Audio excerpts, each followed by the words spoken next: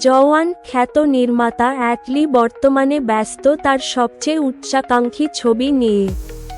সেখানে মুখ্য ভূমিকায় থাকছেন আল্লু অর্জুন। অস্থায়ীভাবে A22 নামে পরিচিত এই ছবিটি হতে যাচ্ছে সুপারহিরো ঘরানার।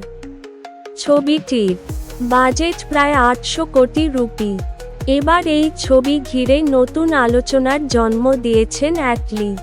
সম্প্রতি অ্যাটলি ইনস্টাগ্রামে হলিউড তারকা দ্য রক খ্যাত ডোয়াইন জনসন এবং ভারতীয় ক্রিকেটার হার্দিক পান্ডিয়াকে নতুন করে ফলো করা শুরু করেছেন। বিষয়টি নিয়ে নেট দুনিয়ায় শুরু হয়েছে তুমুল জল্পনা। ভক্তরা স্ক্রিনশট শেয়ার করে বলছেন, এটি কোনো সাধারণ সামাজিক যোগাযোগ নয়, বরং হয়তো কোনো বর্ষর সহযোগিতার ইঙ্গিত। এই অনাকাঙ্ক্ষিত সংযোগ দেখে কেউ কেউ বলছেন, A22 ছবিতে ডোয়েইন জনসন বা হার্দিক পান্ডিয়ার ক্যামিও থাকতে পারে। কেউ বলছেন, আন্তর্জাতিক দর্শকের কথা মাথায় রেখে অ্যাটলি হয়তো দ্য রককে ছবির গুরুত্বপূর্ণ চরিত্রে ভাবছেন।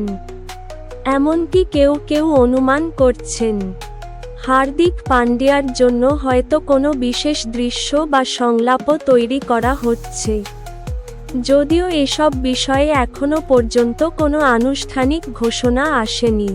সূত্র জানায়, অ্যাটলি শুধু ভিএফএক্সের জন্য 350 থেকে 400 কোটি টাকা ব্যয় করার পরিকল্পনা করছেন। নির্মাতারা নাকি বাজেট বাড়ানোর ক্ষেত্রে তাকে পূর্ণ স্বাধীনতা দিয়েছেন। এর আগে এমন বিশাল ভিএফএক্স বাজেট তেলুগু সিনেমায় খুব কমই দেখা গেছে। এখন দেখার বিষয়, ভক্তদের এই কল্পনা কতটা সত্যি হয়। বলিউডে কি এবার সত্যিই দেখা যাবে দ্য রককে?